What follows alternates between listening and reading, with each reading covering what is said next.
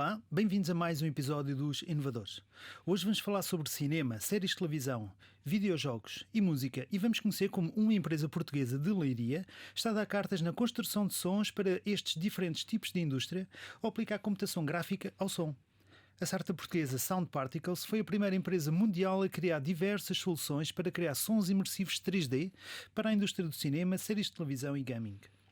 Connosco temos o CEO e cofundador da Sound Particles, Nuno Fonseca. Nuno, bem-vindo ao nosso programa. Bom dia. É um orgulho e um prazer imenso ter aqui alguém tão importante na nossa empresa, aqui na RTP, porque na realidade, para as pessoas que são aqui da área, a Sound Particles é uma empresa altamente reconhecida e é um orgulho como português haver esse reconhecimento a nível mundial. A maior parte dos portugueses não sabe, mas em algum momento da vida já teve um contacto direto ou indireto com as vossas soluções, uma vez que vocês estão nas maiores produções a nível internacional. Falando de filmes, mais recentemente temos o Oppenheimer, Missão Impossível, Indiana Jones, Frozen, Aquaman, Guerra das Estrelas, Dune inclusive que venceu o Oscar para melhor som. Nas séries de televisão temos também Game of Thrones, House of Dragons, Lost in Space, ou seja, estamos a falar dos colossos Netflix, HBO, BBC, Prime Video da Amazon, e nos videojogos, que muitas vezes o som também é super importante, e este tipo de jogos que eu vou referir, como o Ascent, o Assassin's Creed, o famoso Fortnite, o som é importantíssimo para as pessoas que estão a jogar, e obviamente estamos a falar das empresas Blizzard, Epic Games, PlayStation, Ubisoft. Na realidade, Nuno, é uma grande responsabilidade trabalhar com estas empresas, certo? É uma grande responsabilidade e é um grande prazer e com muita satisfação. Ou seja, quando algo surgiu de uma ideia que nos passou pela cabeça e que mais tarde acaba por ser utilizada nestas grandes produções, especialmente coisas como o Star Wars, o Game of Thrones, o Indiana Jones, obviamente é com muita satisfação e obviamente uma responsabilidade, porque nós nunca sabemos se é um software, se o software tem problemas, nós nunca sabemos quem é que está do outro lado a utilizar o software. Já aconteceu termos um bug que só afetava um dos nossos milhares de utilizadores, mas aquele utilizador em particular era o Gary Ridstrom, que tem 7 Oscars e que faz o som dos filmes todos do Spielberg. E então é interessante tudo isso. E depois, por exemplo, ainda também há algum tempo atrás, nós estávamos nomeados para uns prémios em Los Angeles e na mesma cerimónia o Spielberg ia receber o prémio de carreira. Por isso, ok, ali estou eu a 2 metros do Spielberg e do Bradley Cooper, e o interessante não é tanto a questão de estarmos ao pé de alguém famoso, mas é um sentimento de pertença, é saber que, ok, eu também sou um profissional desta área que dá o meu contributo para este mundo do cinema que todos nós adoramos. Muito bem, então para quem não conhece a Sound Particles, explica-nos lá que soluções foram estas que vocês criaram. Vocês têm várias soluções, portanto são softwares, não é? Trabalham sobretudo de softwares de som. Explica-nos um pouco. Ou seja, o nosso software principal, que tem o mesmo nome da empresa, Sound Particles, é um software quase como se fosse de computação gráfica, mas para som. Ou seja, da mesma forma que há softwares que permitem fazer efeitos visuais ou animação para cinema, o que nós fizemos foi fazer um software que faz a mesma coisa para som. Ou seja, se eu quiser criar uma batalha enorme, épica, eu consigo em 10 minutos fazer um som que na realidade são 10.000 sons todos juntos a tocar e quanto mais épico é o filme, maior a vantagem do ter nosso uma solução dessas, como não é? a nossa. Portanto, vocês conseguem, já agora para quem não conhece em detalhe, imaginemos, antigamente para fazer o som do que é que seja, tinha que se gravar o som e depois pegar nesse som e tentar replicar 10, 15, 20 vezes, ou ter várias pessoas ali a fazer um determinado grito, ou uma explosão, ou o que seja, e vocês conseguem, via computador, simular centenas de explosões ao mesmo tempo. Exatamente. Okay. Ou seja, em vez de, imaginando, há um filme, tem uma batalha, em vez de um sound designer durante 8 horas estar a pôr uma explosão aqui, outra explosão acolá, um tiro, uns gritos, e passadas 8 horas tem 50 pistas com 50 sons a tocar ao mesmo tempo, nós conseguimos em 10 minutos chegar ao nosso software e dizer: eu quero 10.000 sons espalhados por uma área equivalente a 1 km², importar 400 sons de guerra de uma biblioteca de sons que uma pessoa tenha, e com o computador a gerar de forma aleatória todas estas coisas, criar uma cena muito mais realista, com 10 mil sons em vez de 50, que demorou 10 minutos a ser feita em vez de 8 horas, mas acima de tudo com uma naturalidade muito mais orgânica, muito mais natural, porque realmente uma batalha, se eu fosse gravar uma batalha, não teria apenas 50 sons a acontecerem ao mesmo tempo. E inclusive, como a vossa solução é imersiva, vocês conseguem simular que o som vem da parte da frente da pessoa, salvo seja, ou vem mais atrás, ou vem mais para o lado. Portanto, tudo isso é possível fazer através Exatamente, ou seja, da mesma forma que na computação gráfica temos o conceito de câmara virtual, em que nós dizemos, ok, faz conta que a câmara está aqui, agora vira-se para ali, vira-se para o outro lado, e pode ter definições da lente, a posição, tudo isso.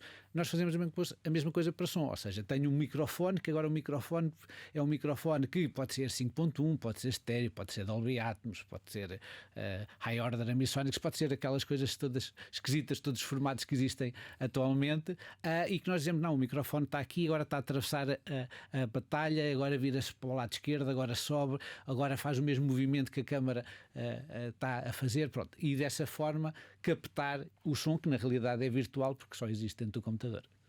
Então, e para conseguir fazer isso, que produtos foram esses que vocês criaram? Ou seja, criámos então o Sound Particles, esse produto que nós estivemos a falar, e depois, ao mesmo tempo, o que nós fizemos foi criar também uma série de produtos que normalmente são designados por plugins, são produtos mais pequenos, com menos funcionalidades e que permitem ser integrados com qualquer software de áudio, e dessa forma, pequenas coisas que ajudam alguém a querer fazer uma coisa muito rapidamente, de forma mais simples. E quando nós entramos na área dos plugins, nós que trabalhávamos essencialmente com cinema e depois mais tarde com televisão, especialmente destas grandes produções como Stranger Things, Game of Thrones e afins, e também na área dos videojogos, mas ao entrar na área dos plugins começámos a entrar na área também da música, com o nosso software a ser utilizado por vários engenheiros que fazem misturas desde a Adele, a Metallica, Hans Zimmer e companhias limitadas, e além disso, mais recentemente este ano, inclusivamente lançámos o primeiro sintetizador com som 3D do mundo, em que na prática é um instrumento musical feito por software, mas que tem a particularidade que a saída de som do sintetizador é já com som tridimensional, ou seja, do ponto de vista musical cria uma envolvência musical verdadeiramente excepcional. E para se poder ouvir esse som 3D, a tecnologia onde nós estamos a ouvir o som já tem que ser 3D. Hoje em dia já há fones com essa tecnologia. Para além disso, vocês têm mais alguma solução também? Ou seja, nós temos estado a trabalhar nesta área dos plugins e na área do Sound Particles propriamente dito.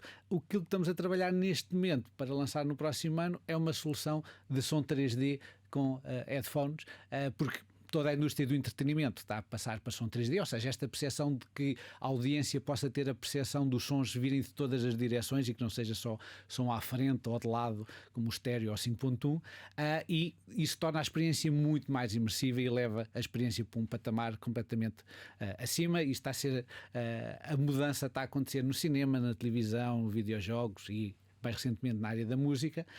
O problema é que a maior parte das pessoas não tem 10 colunas em casa para usufruir de som 3D, quanto muito algumas poderão ter uma soundbar, e então o que acontece é que a maior parte das pessoas e cada vez mais utilizam headphones para consumir todo este entretenimento, quer seja para ver uma série da Netflix no iPad, jogar um videojogo no computador ou ouvir música enquanto faz algum exercício, e desta forma o que nós queremos fazer é criar uma solução em que com headphones a pessoa possa ter a percepção do som vindo de todos os lados, mas é uma solução altamente complexa, mas já falamos disso entretanto. Muito bem, então agora em termos de negócio, os vossos clientes têm clientes utilizadores finais, portanto a pessoa comum que compra um plugin ou compra ou pode comprar logo o software principal para utilizar em casa ou para utilizar nos seus projetos de música, mas também tem as grandes empresas. Em termos de faturação, qual é a diferença? Ou tem havido uma alteração ao longo do tempo? Obviamente, nós começámos a trabalhar na indústria de cinema, onde obviamente aí é um mercado mais B2B, ok? Embora seja perto da fronteira, porque muitas vezes muitos dos nossos utilizadores são freelancers, ou seja, são profissionais da área, não é B2C do ponto de vista de ser o consumidor final, ok? Mas é a questão de ser indivíduos que pagam e compram o software como indivíduos. Obviamente temos os estúdios, quer seja estúdios de cinema, quer seja estúdios de videojogos, que compram licenças para os vários utilizadores, por isso estamos ali muito na fronteira. Obviamente, nos últimos anos, especialmente com abrirmos esta área de linha de produtos na área dos plugins, aumentámos fortemente a presença no B2C, porque existe muita gente, desde amadores de músico que gostam de fazer música no fim de semana, até músicos profissionais, freelancers e fins, que cada vez mais... ou seja, viemos descendo na pirâmide do áudio, começámos com o topo, com os estúdios de Hollywood, e agora começamos a descer um pouco nessa pirâmide. E clientes, como é que se divide a vossa pirâmide de clientes? Maioritariamente nos Estados Unidos, digo eu. Exatamente. Com o vosso passado de cinema e mais. Ou seja, os Estados Unidos atualmente representam cerca de 35% da nossa faturação. A seguir temos o Reino Unido com uma forte presença na indústria de cinema, com cerca de 18%. De seguida temos mais ou menos com cerca de 5%, países como o Japão, a China, a Alemanha e a França, e depois tudo o resto residual um pouco por todo o mundo. O mercado português não chega a 1%, mas que também seria expectável, mas é um pouco espalhado por todo lado. E em concorrência? Existe concorrência nesta área? Existem mais empresas a fazer algo similar àquilo que vocês fizeram? Ou seja, no caso do Sound Particles, ainda a concorrência é indireta, porque diretamente não há ninguém a fazer exatamente aquilo que nós fazemos. Obviamente a nossa concorrência indireta são os softwares normais de áudio, em que as pessoas continuam a fazer, juntar explosões, ou o que quer que seja, mas de uma forma mais manual. Na área dos plugins, aí existe um pouco mais de concorrência, porque é um mercado mais baixo do ponto de vista mais próximo do consumo, e aí existem várias marcas, mas a maior parte do nosso mercado, pronto, está ali algures entre estes dois. Fisicamente, onde é que vocês se encontram? Nós, neste momento, a nossa sede é em Leiria. Nós surgimos em Leiria e continuamos em Leiria. Temos uma pessoa em Londres, temos outra em Los Angeles, mas a equipa toda está baseada em Leiria. E já tiveram investimento, não é? Tiveram já investimento, tiveram 2 rondas de investimento. Está a correr bem o investimento? Os vossos parceiros de negócio são os desejáveis? Sim, ou seja, nós tivemos uma primeira ronda de investimento com a Índico Capital e com a Red Angels, inclusivamente foi o primeiro investimento que a Índico fez quando surgiu. Depois, a dada altura, tivemos um projeto europeu, um SME Instrument, em que recebemos 1,2 milhões da União Europeia, e há cerca de 2 anos, sensivelmente, fechámos uma ronda de 2 milhões e meio com a Índico, com a Iberis e também com o 200M. Do ponto de vista de investimento, acho que tivemos muita sorte. É o chamado do smart money, ou seja, quando queremos investimentos não queremos apenas alguém que nos passe um cheque, mas queremos alguém que puxe por nós e que trabalhe connosco. No nosso caso, quer a Cristina Fonseca, que é elemento do Conselho de Administração por parte da Índico, quer seja com o João Henriques da parte da Iberis, é algo que é ótimo trabalhar com eles.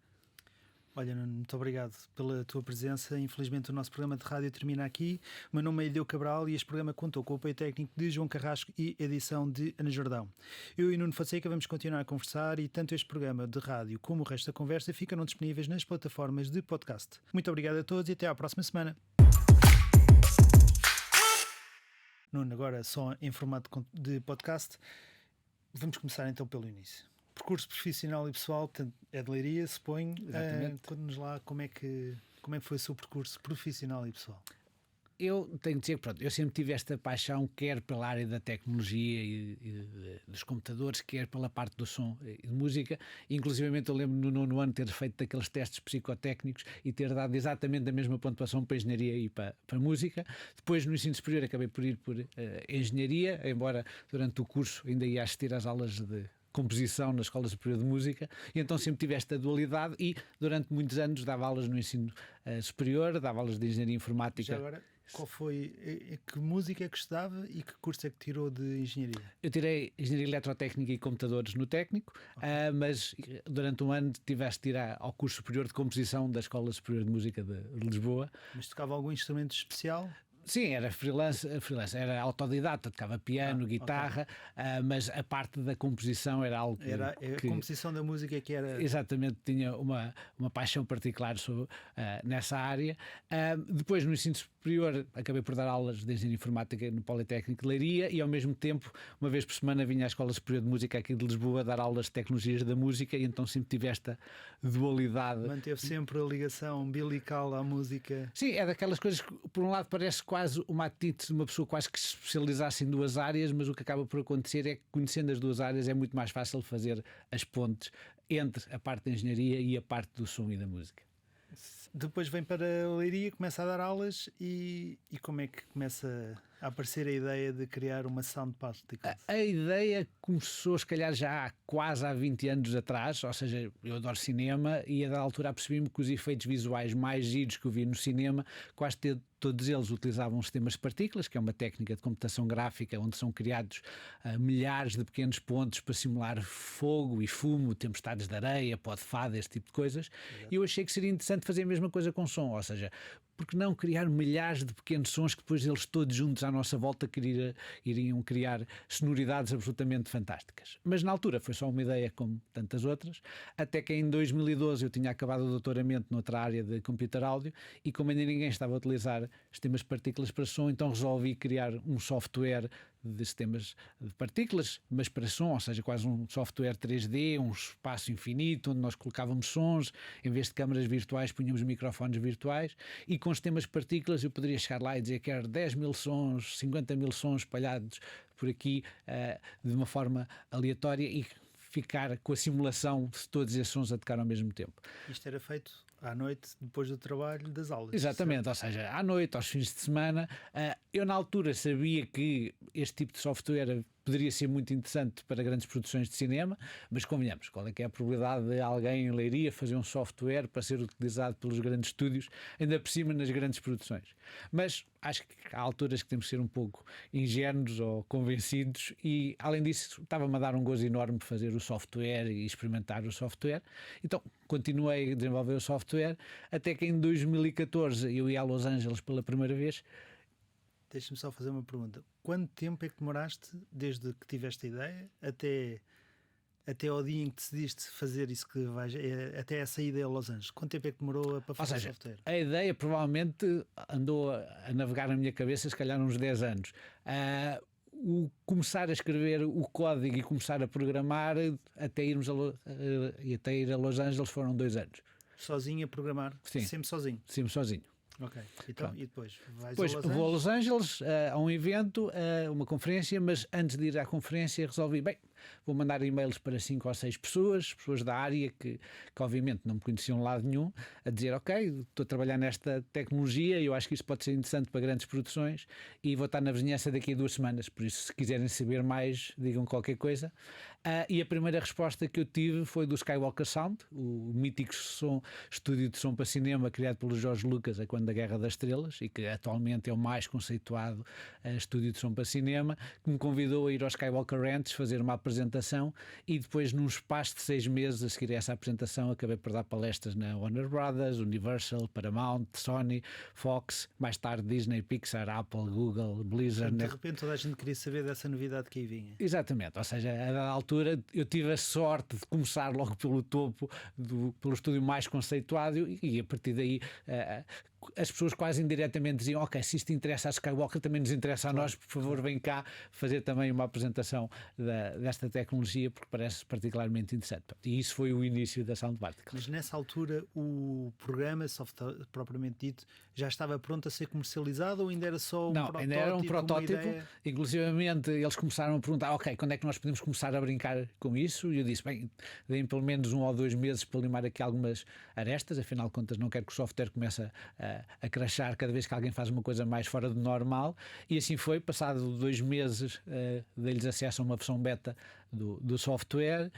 Na altura, o primeiro filme a utilizar o software foi o remake do Poltergeist, o famoso filme de terror, e depois, com o avançar do tempo, pronto, começámos a ter muito mais produções, Batman vs Superman, Wonder Woman, e mais recentemente coisas como Star Wars, o Frozen, e, por exemplo, este verão tivemos o Missão Impossível, Oppenheimer, a Indiana Jones e a Barbie, todos eles a utilizar o nosso software. Qual foi aquele momento durante esse teu percurso? Qual é o momento, o chamado aha moment, quando que vocês percebem, pá, isto realmente vai estourar e vai explodir? Eu diria que o momento foi quando eu recebi o e-mail do Skywalker a convidar-me a ir ao Skywalker Ranch fazer uma apresentação para apresentar a tecnologia. Ou seja, foi nesse momento que eu achei, calma aí, se estes indivíduos estão interessados nisto, isto provavelmente tem pernas para andar. Pronto, então tens o software, criaste o software, houve interesse, de repente estás a fazer o pitch, né? Estás a apresentar o teu projeto aos maiores da indústria. Essa versão ainda demorou 2 meses a ser construída. Entretanto, correu sempre bem? Houve algum problema com a aplicação? Começou a dar bugs e tiveste que depois ir atrás, correr atrás, começar a contratar pessoas para resolver bugs? Ou a coisa sempre correu perfeitamente? Não, na prática, tudo. O software, obviamente, qualquer software tem bug, porque estamos a falar de coisas, por exemplo, Sound Particles tem vários milhões de linhas de código, obviamente naqueles milhões de linhas de código há lá erros ou situações que nunca nos passou pela cabeça contemplar e que pode dar problemas. Mas essencialmente foi tudo de forma um bocado incremental, ou seja, inicialmente eu lancei dei acesso à versão beta do software, finais de 2015 eu ainda dava a dar aulas, não queria estar preocupado em ter que passar faturas ou tratar dos pagamentos, então pus o software na Mac App Store, à venda através da Mac App Store. Continuava a haver vendas, então ok, próximo passo, vamos criar oficialmente uma empresa.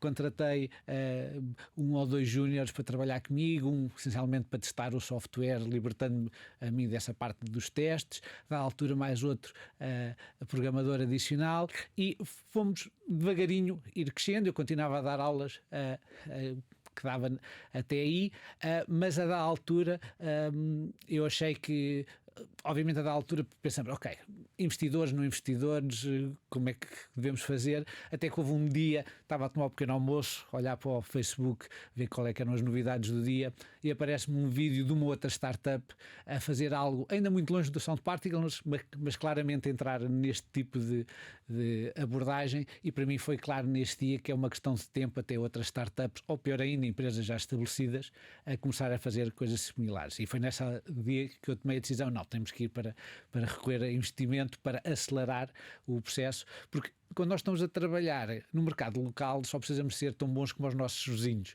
Quando estamos a trabalhar no mercado global temos de ser tão bons como os melhores do mundo, e em muitos desses casos precisamos então de investidores para aumentar a equipa e poder acelerar o desenvolvimento, para podermos garantir que temos futuro e que a nossa visão para um determinado solução ou produto pode ser realmente implementada. Portanto, é a partir daí que entra então o vosso primeiro investimento com a Índico e a Red Angels. Red Angels.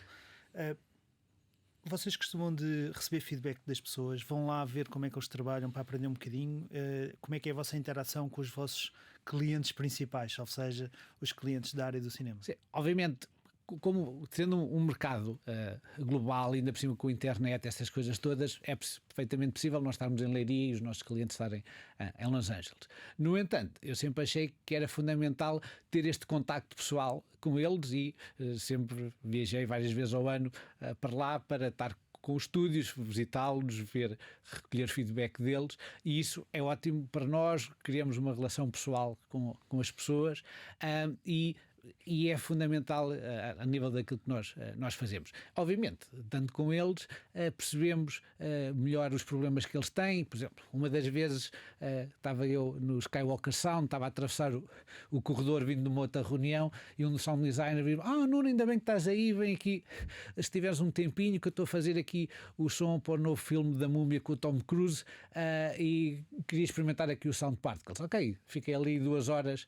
a brincar com o Sound Particles, a criar sons para o filme da Múmia. Por vezes temos alguns utilizadores que nos contactam a dizer, ok, por exemplo, no Ready Player One do Spielberg, a sound designer diz, ok, eu precisava aqui de pôr 200 lasers a atravessar o ecrã de um lado para o outro, como é que eu faço isso no Sound Particles? E por vezes são coisas que nós em 2 minutos, porque conhecemos muito bem o software, conseguimos implementar e mandar-lhes uma versão do software, do projeto, para eles chegarem praticamente só por colocarem os sons e fica feito. E então é interessante isso. E depois, muitas vezes, acabamos nestas conversas por saber, sim, utilizei o software neste ou naquele, por exemplo. Ainda este ano estávamos numa feira em Los Angeles e a dada altura apareceu lá o compositor do Avatar 2 a dizer, sim, nós utilizámos o Sound Particles no Avatar. Ok, e é sempre bom acabar por conhecer essas coisas, porque obviamente nós temos milhares de utilizadores, há muitos filmes que o nosso software é utilizado e que nós nem sequer sabemos, por isso é sempre ótimo quando acabamos por ter este feedback dos utilizadores. Vocês estão a preparar agora uma nova tecnologia, que é o 3D para headphones. Como é que isso funciona? Ou seja, como eu disse, pronto, todo o mercado do entretenimento está a adotar som 3D porque é muito melhor, muito mais imersivo, mas as pessoas não têm colunas. E o problema dos headphones é que cada pessoa tem orelhas diferentes, com formas diferentes, é quase como uma impressão digital de pessoa para pessoa, e isso faz com que o som de várias direções é refletido em zonas diferentes da orelha, e isso cria um género de uma assinatura acústica especial. E cada pessoa passa anos e anos a ouvir sons com as suas orelhas, por isso cada um de nós sabemos muito bem que um som vindo daquela direção tem aquele tipo de características sonoras. Ou seja, se eu com auscultadores quero enganar o cérebro daquela pessoa para a pessoa achar que o som vem de determinado sítio, eu tenho que saber exatamente como é que é a forma das orelhas daquela pessoa, e isso é um problema extremamente complexo. Já mais de 100 doutoramentos foram feitos nessa área e ainda ninguém conseguiu resolver radicalmente o problema. E então a nossa solução é uma solução que é personalizada, ou seja, a pessoa que carrega no telemóvel e em 30 segundos tira 3 ou 4 fotografias à volta da cabeça para nós sabermos a forma das orelhas, e depois, utilizando a inteligência artificial, o que nós fazemos é saber exatamente como é que aquelas orelhas reagem ao som vindo de determinadas direções, e dessa forma temos um som personalizado em que a pessoa com os headphones tem a percepção como se estivesse numa sala com dezenas de colunas espalhadas por todo lado, e dessa forma tem uma experiência muito mais interessante. Quando é que prevêem lançar essa tecnologia? Essa tecnologia, nós há 4 anos que estamos a trabalhar na tecnologia e contamos lançá-la agora. Estamos mesmo na reta final, vemos ali a luz mesmo ao fundo do túnel e vamos lançar agora na primeira metade de 2024. Ok. E, portanto, isso obrigou-os na equipa a incorporar pessoas que tenham conhecimento de inteligência artificial desde, pelo menos há 4 anos, digo eu. Sim, ou seja, a equipa da Sound Particles é uma empresa muito deep tech. Por exemplo, nós temos cerca de 25 pessoas, das quais 5 são doutoradas, metade das pessoas pelo menos têm um mestrado, e as pessoas doutoradas, muitas delas com doutoramentos na área de inteligência artificial, ou seja, nós temos esse know-how, e obviamente é um trabalho muito técnico, porque envolve desde visão computacional para nós conseguirmos a partir do telemóvel saber a forma das orelhas, obviamente tem a parte de inteligência artificial, processamento de áudio, tem uma parte de matemática e de física que é assim verdadeiramente complexa. Nós passámos o último ano a ter que estar a ler teses de doutoramento de matemática e papers de matemática para conseguir implementar algumas coisas, inclusivamente estamos a trabalhar com um professor de matemática de Inglaterra que é especialista nesta área de simulações acústicas e que conseguimos fazer uns avanços que nem ele próprio achava que era possível. Ou seja, é uma equipa absolutamente fantástica, deep tech, e que consegue resolver então estes problemas, porque são problemas verdadeiramente complexos. Por exemplo, esta parte do som 3D com headphones personalizado é de longe o problema tecnicamente mais complexo que eu alguma vez encontrei na minha vida profissional. Sim, se cada orelha é uma impressão digital, a fisionomia 3D e a complicação que está por trás disso, eu nem imagino. Olha, Nuno, terminamos o nosso podcast. Mais uma vez foi uma honra e muito obrigado por terem aceito vir ao nosso programa. Para quem esteve a ver-nos e a ouvir-nos desse lado, muito obrigado também. Já sabem, sigam-nos nas redes sociais e nas diversas plataformas de podcast. Comentem, deixem sugestões de temas e startups que gostassem de ver aqui no programa. E se acharam este tema interessante, partilhem com os vossos amigos e não se esqueçam de ativar as notificações para receberem o alerta. Muito obrigado a todos e até ao próximo episódio.